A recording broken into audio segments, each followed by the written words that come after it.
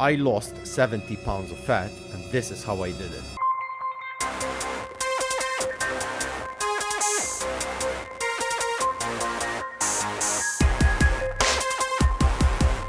What is up, you guys? Kurt here. Welcome to the video, and today we're gonna talk about how I lost 70 pounds of fat and the 5 simple steps that I did in order to achieve this result. Before I proceed, I would like to remind you I am not a medical professional, a medical doctor, endocrinologist, nutritionist. I'm just somebody who has real life experience when it comes to fat loss. So hopefully these 5 simple tips will help you. Also, if you are new to the channel, welcome again to my channel.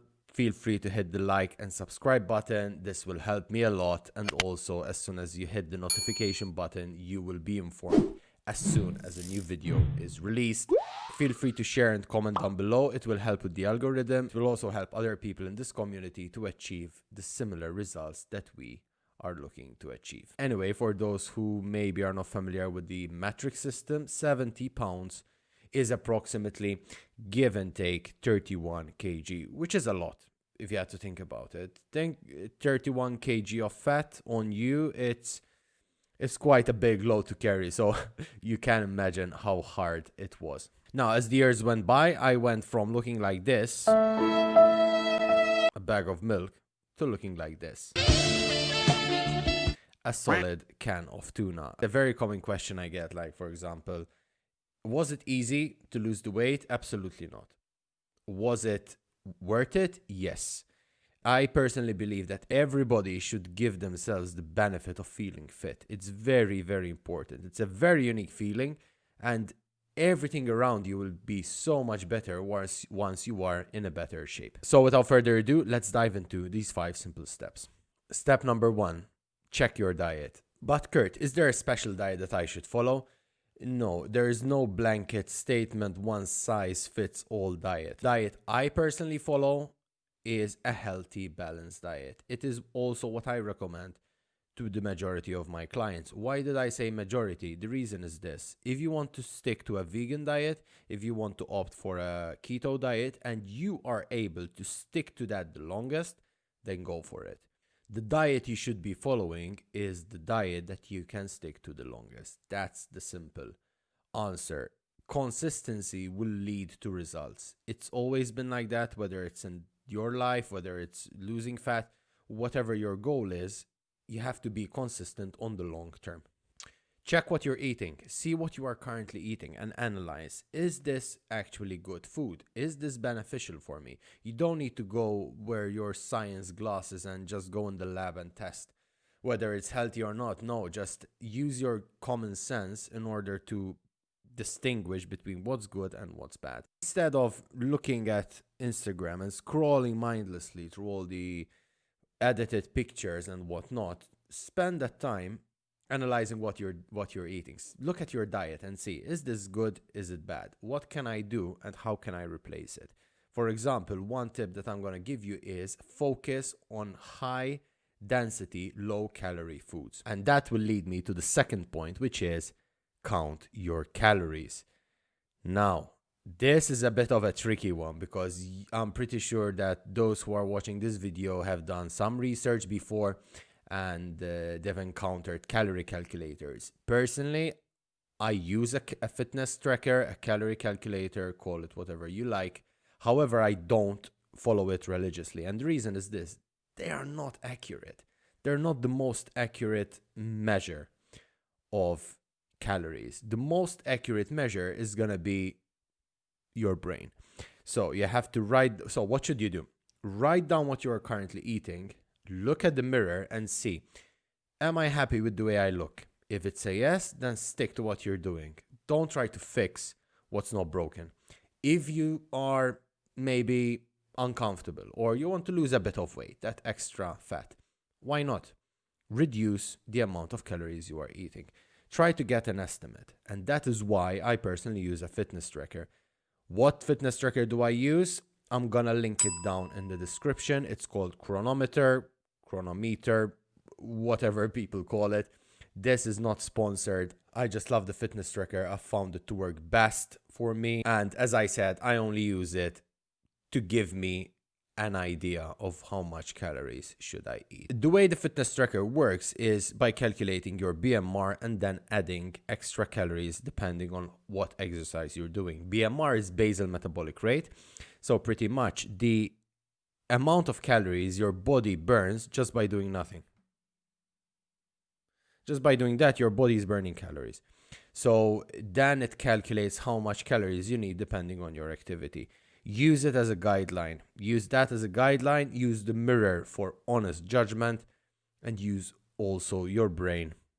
Please use it in order to realistically get the amount of calories you need to eat. This is a very important point, so keep this in mind.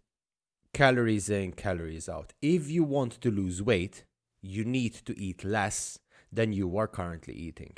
Knowing how much you are eating is really, really important, because that is what leads to fat loss. Calories in, calories out. If you want to lose weight, you need to eat less than you are currently eating. Try to slowly reduce the amount of calories. Don't starve yourself.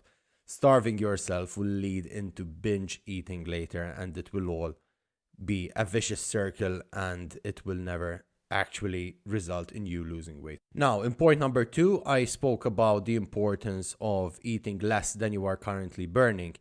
How do we actually increase that gap? By doing exercise. So that is point number 3. Do some form of exercise, whether it's aerobic, whether it's conditioning, whether it's strength, balance, pole dancing, bodybuilding, powerlifting, MMA, whatever floats your boat. As long as you are moving and as long as you are burning calories, even me, just moving, doing the video, I am burning calories.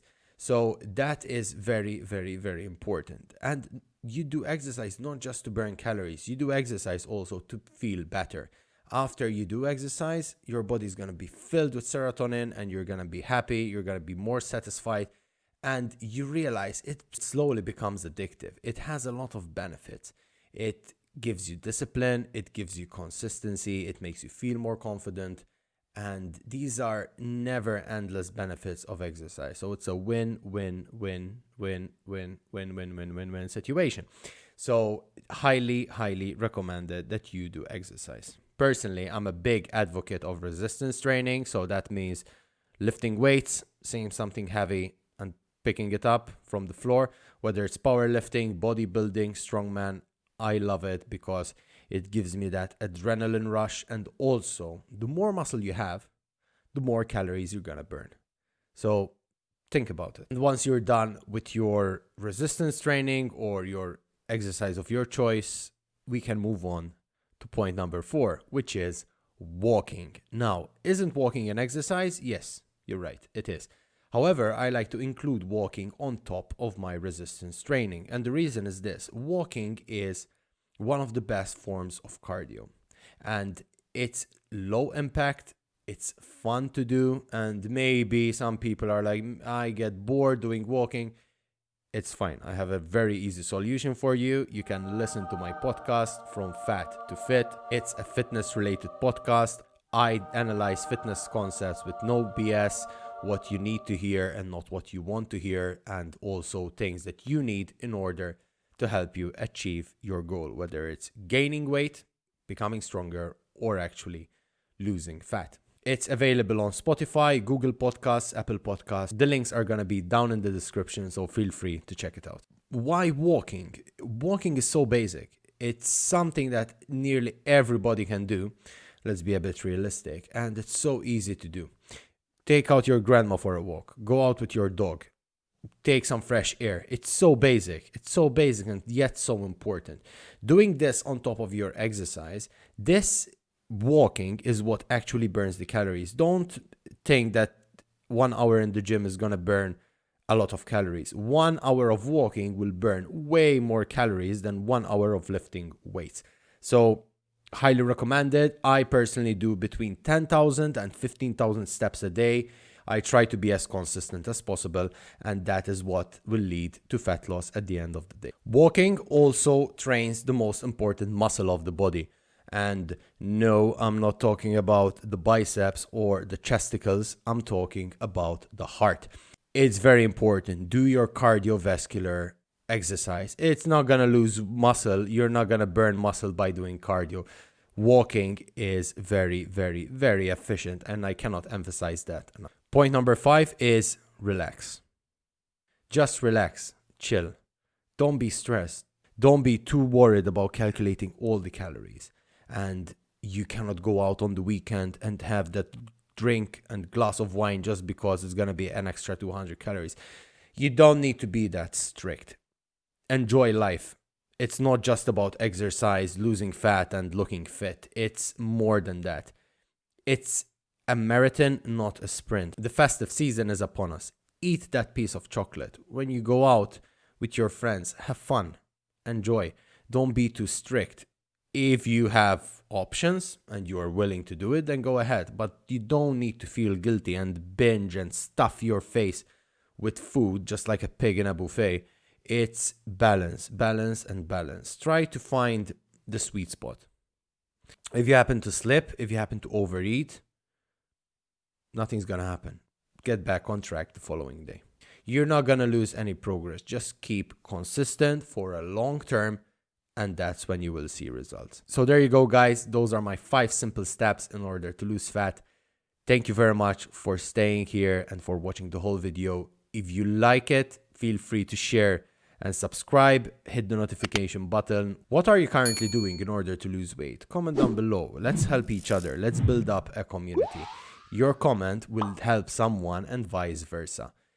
Thank you very much. Feel free to listen to my podcast. It's on Spotify, Google Podcasts, and all the platforms available for podcasting. I really hope that you can actually utilize these tips in order to help you achieve your fitness goal. Thank you very much once again, and until next time, stay fit and stay healthy.